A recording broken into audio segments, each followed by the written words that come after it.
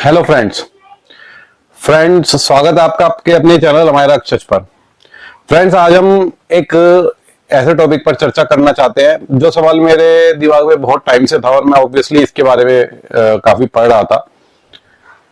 तो थोड़ा सा ज्ञान प्राप्त करने के बाद मुझे लगा कि आप लोगों से भी शेयर करना चाहिए। तो दोस्तों, टॉपिक है कि देवी देवता पहले के जमाने में इजिली धरती पे विचरण करते हुए दिख जाते थे या लोगों से मिलते जुलते दिख जाते थे और लोग इजिली उनको, जैसे दशरथ ने जब यज्ञ किया था तो अग्निदेव प्रकट हो गए थे, उन्होंने खीर भी दी थी। कुंती ने भी मंत्रों से बुला लिया था द्वापर युग में। त्रेता युग की बात मैंने आपको बताई, जब खीर दी थी अग्निदेव ने दशरथ की रानियों को। तो पहले के युग में देवी देवता दिख जाते थे, मिल जाते थे। बट आज के युगों में लोगों को का विश्वास भी उठ गया है और वो प्रकट नहीं होते, वो दिखते नहीं है। तो ऐसा क्या हुआ कि आज के युगों में लोग देवी देवता नहीं मिलते हैं और पहले के युगों में देवी देवता आसानी से तो नहीं लेकिन मिल जाया करते थे। तो उसके पीछे का रीजन मैं आपको बताना चाहूंगा। जो पहले के युग थे उनमें लोगों का मन और विचार पवित्र हुआ करते थे और लोगों की प्रेयर्स में और सेक्रीफाइसेस में, रिचुअल यज्ञ में, सेक्रीफाइसेस में, पूजा पाठ में इतनी शक्ति थी, ताकत थी कि देवी देवता बिना वो प्रसन्न हुए बिना रह नहीं पाते थे और वो ऑब्वियसली आते थे और आशीर्वाद देते थे। इवन जो प्रेयर्स होती थी, जो वो उनका एक तरह से एनर्जी, ये सोर्स था एनर्जी का देवी देवताओं के लिए, जो पूजा पाठ करते थे आम इंसान धरती पे। तो एक तरह से म्यूचुअल इंटरडिपेंडेंस थी कि देवी देवताओं के ऊपर डिपेंडेंस एक आम आदमी की थी, क्योंकि वही उनको खाना, पानी, हवा, एनवायरमेंट सब दिया करते थे। और देवी देवता उनकी प्रेयर्स, उनकी सेक्रीफाइसेस से उनको भी एनर्जी मिलती थी, उनको भी ताकत मिलती थी। तो ये एक म्यूचुअल इंटरडिपेंडेंस का रिलेशनशिप था पुराने युगों में। इसलिए देवी देवता इजिली ह्यूमन मैनिफेस्टेशन में, ह्यूमन फॉर्म्स में आते थे, कांटेक्ट करते थे, मिलते थे, दिखते थे।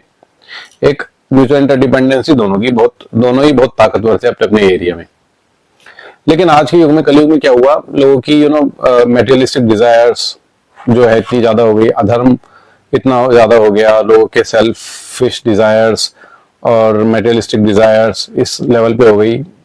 और एक पूजा पाठ में और लोगों के एक निष्काम भक्ति में जो वो होती है, वो भक्ति जो निष्काम नहीं रही, वो भी अपने मतलब के लिए हो गई। तो ये जो आदमी एक मतलबी हो गया और जो जितने भी सारे वाइसेस हैं, पहले तो राक्षस अलग होते थे, देव अलग होते थे, अभी सारे राक्षसी प्रवृत्तियां इंसान के अंदर ही हैं। तो क्योंकि अब इंसान की प्रवृत्ति ही इस टाइप की हो गई है, विचारों में अशुद्ध हो गए हैं, तो इस वजह से देवता कलयुग का प्रभाव है। इसी वजह से देवता भी प्रकट नहीं होते हैं, वो प्रसन्न नहीं होते हैं। मैं आपको बता दूं कि जो एनर्जी प्राप्त करते थे देवी देवता पहले के युगों में, वो एनर्जी अब ऑब्वियसली, अब तो एनर्जी उनको मिलती नहीं है इंसान के भक्ति से। अब भी यज्ञ होते हैं, पूजा होती है, बट वो ताकत नहीं है, वो शक्ति नहीं है उसमें कि उनको प्रसन्न किया जा सके या उनके सीधा हार्ट को टच कर सके या फिर उन तक पहुंच सके वो एनर्जी। तो क्योंकि नहीं पहुंचती है, तो अब वो कनेक्शन खत्म हो गया है। तो क्योंकि वो कनेक्ट था, वो एनर्जी जो इंसान और देवता को कनेक्ट करती थी, वो एनर्जी जो प्रेयर्स और सेक्रीफाइसेस यज्ञ के माध्यम से जो एनर्जी एमिनेट होती थी, वो एनर्जी ही कनेक्शन थी। वो एनर्जी अभी खत्म हो गई, डिस्कनेक्शन हो गया है।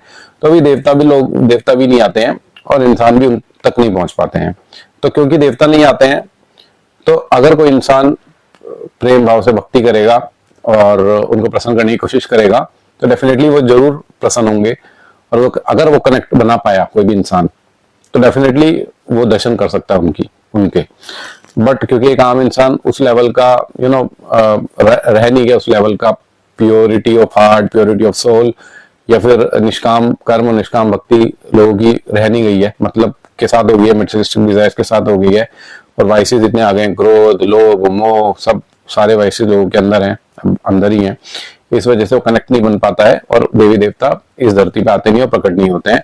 और इसलिए जो हमारी प्रेयर्स हैं उससे वो एनर्जी नहीं निकलती है, तो कनेक्ट ही नहीं बनता है। तो वो देवी देवता आते नहीं और प्रकट नहीं होते हैं, हमें दिखते नहीं है। इसलिए हमें लगता है कि कोई भी भगवान मौजूद ही नहीं है। बल्कि सच्चाई ये है कि भगवान आपके आसपास ही है। अगर आप उससे कनेक्ट बनाने की कोशिश करेंगे तो जरूर आप बना पाएंगे, और अगर आप बना पाएंगे तो डेफिनेटली वो आपको आशीर्वाद आपको जरूर देंगे। तो क्योंकि आप वो कनेक्ट बना नहीं पा रहे हैं, तो इस वजह से आपको वो आशीर्वाद नहीं मिल रहा है। तो ये एक बहुत बड़ा कारण है कि कलयुग में देवी देवता आपको साक्षात दर्शन नहीं देते हैं, आपको नजर नहीं आते हैं। तो इससे मुझे यही समझ में आया कि जो इंसान गरीबों की मदद करेगा, दूसरों की मदद करेगा, निष्काम भाव से भक्ति करेगा, कर्म करेगा और अपने को वाइसिस से दूर रखेगा, भगवान की भक्ति करेगा, उसको जरूर भगवान प्राप्त होंगे, उसको जरूर देवी देवताओं का आशीर्वाद प्राप्त होगा। तो दोस्तों, यही रीजन है कि एक चीज और मैं बताना चाहूंगा कि कलयुग है, कलयुग का प्रभाव उनके ऊपर भी ऑब्वियसली पड़ा है, तो उनके अंदर भी वो अब शक्ति नहीं है जो पहले हुआ करती थी, पहले के युगों में, देवताओं में भी। तो इसलिए भी नहीं आ पाते हैं वो, क्योंकि शक्ति उनको भी चाहिए ना, एनर्जी उनको भी चाहिए, वो पॉजिटिविटी उनको भी चाहिए जो इंसान से मिलती थी, उनको अर्थ से मिलती थी, जो स्वर्ग में रहते हैं देवी देवता। तो क्योंकि वो एनर्जी नहीं मिलती अब उनको भी, तो वो भी नहीं आते हैं। तो ये भी एक रीजन है कि उनको भी वो पॉजिटिविटी, वो ताकत चाहिए जो एक इंसान के सत्कर्मों से उनको मिला करती थी पहले के युगों में, वो जो अब नहीं मिलती। अब तो वो जो उनको विधि द्वारा जो रिस्पॉन्सिबिलिटी दी गई है वो उसको निभाते हैं, बट वो कनेक्ट जो इंसान के साथ बना पाते थे अब वो भी नहीं बना पाते हैं। तो अगर हम अपनी भक्ति, अपनी प्रेम से अगर उनको पुकारेंगे तो उनको डेफिनेटली उससे शक्ति मिलेगी और वो भी हमारे सामने प्रकट होंगे और अपना आशीर्वाद से हमें नवाजेंगे। तो मैं यही आप लोगों से कहूंगा कि अपने भक्ति में, अपने पूजा पाठ में और ताकत दें और उसको निष्काम बनाएं और बिना किसी स्वार्थ का बनाएं और ज्यादा की लोभ भावना में ना रहें, जो भगवान ने दिया उससे संतुष्ट रहें और हमेशा दूसरे के प्रति सद्भावना रखें और अपना कर्म निष्काम भाव से करते रहें। बहुत बहुत धन्यवाद आपका।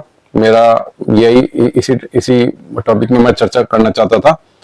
मेरे को सुनने के लिए और अपने कमेंट्स काइंडली मुझे बताएं कि आप इस टॉपिक पे क्या सोचते हैं। तब तक के लिए नेक्स्ट मैं आपको कुछ एक और किसी टॉपिक पे चर्चा करूंगा। तब तक के लिए आप मेरे चैनल को सब्सक्राइब करें और मेरे वीडियो को अगर आपको पसंद आया तो इसे लाइक करें और शेयर करें। बहुत बहुत धन्यवाद आपका मुझे सुनने के लिए।